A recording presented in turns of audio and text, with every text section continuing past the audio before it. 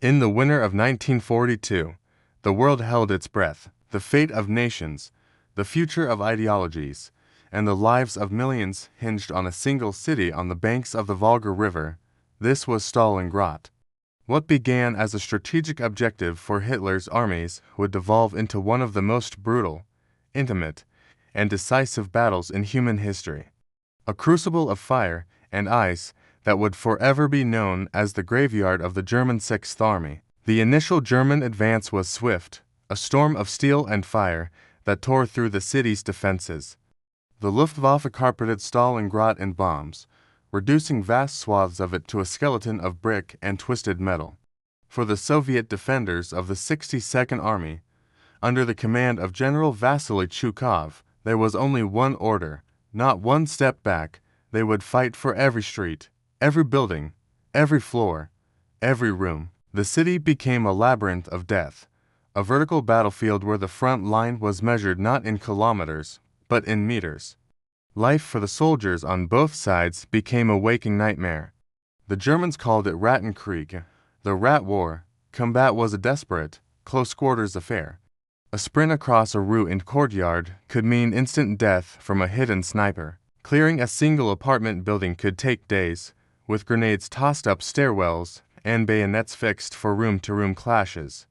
The fighting was relentless, consuming men with an insatiable hunger.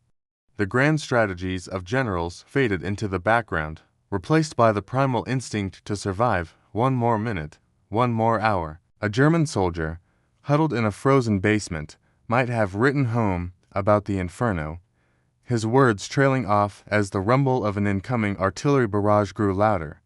His hands, chapped and blue from the cold, would tremble as he sealed the envelope, wondering if it would ever reach its destination.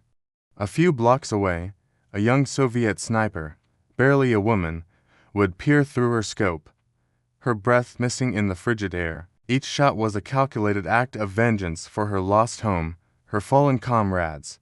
In these quiet, personal moments, the sheer human cost of the conflict became devastatingly clear. The battle wasn't just about armies, it was about individuals caught in a maelstrom of history. As summer bled into autumn, the city refused to fall. The Soviets, clinging to a narrow strip of land along the Volga, were resupplied by night under constant German fire. Ferries braved the icy waters, bringing in fresh troops, ammunition, and food, and carrying back the wounded. The river itself became a lifeline and a graveyard. The defenders were fueled by a fierce determination, a stubborn resolve to defend the city that bore Stalin's name. They knew that if Stalingrad fell, the path to the Caucasus oil fields would be open, and the Soviet war effort could collapse. Then, the Russian winner arrived. General Winner, Russia's most reliable ally, descended upon the battlefield with a vengeance. Temperatures plummeted to 30, then 40 degrees below zero. For the German Sixth Army, under General Friedrich Paulus, the cold was a more formidable enemy than the Soviets. Their summer uniforms offered little protection. Engines froze, weapons jammed, and frostbite claimed thousands. Supplies, already stretched thin, dwindled to nothing. The hunter had become the hunted, trapped in the very city they had sought to conquer. On November 19, 1942, the tables turned completely. The Red Army launched a massive pincer movement, codenamed Operation Uranus.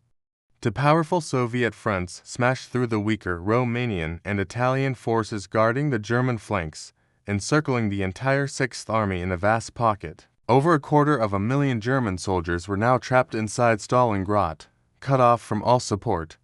Hitler, in a fit of delusional pride, forbade Paulus from attempting a breakout, promising to resupply the army by air. The air bridge was a catastrophic failure. The Luftwaffe, battered and exhausted, could only deliver a fraction of the necessary supplies. Inside the pocket, starvation set in.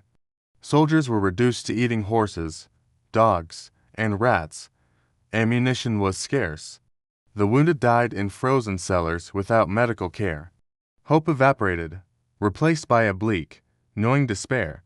A German officer, his face gaunt and his uniform in tatters, might light his last cigarette, the flame a tiny beacon of defiance against the overwhelming darkness, a final, fleeting comfort before the inevitable end. The Soviets methodically squeezed the pocket, tightening the noose day by day.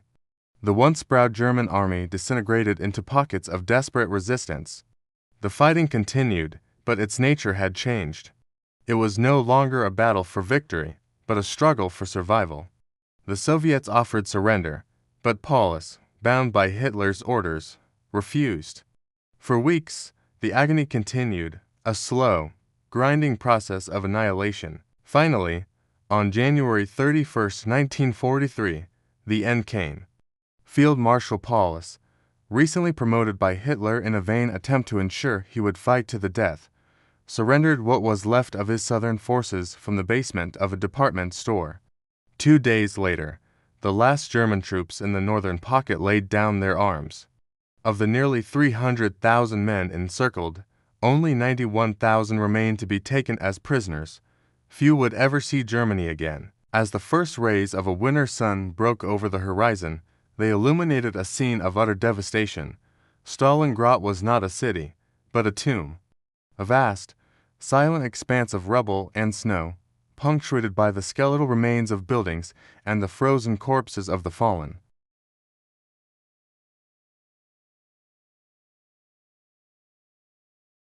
The Battle of Stalingrad was over. It had lasted for more than 5 months and cost both sides over 1 million casualties. It was the psychological turning point of the war on the Eastern Front. The myth of German invincibility was shattered forever. From this point forward, the Wehrmacht would be in retreat, pushed back relentlessly towards Berlin. The battle stands as a testament to the extremes of human brutality and the incredible resilience of the human spirit. It is a story of a city that refused to die, of soldiers who fought with unimaginable courage and endured unspeakable suffering. The echoes of Stalingrad still reverberate today, a solemn reminder of the true cost of war, and a tribute to those who fought and fell in the fire and ice on the banks of the Volga. Thank you for watching. If this story moved you, please consider subscribing for more journeys into history.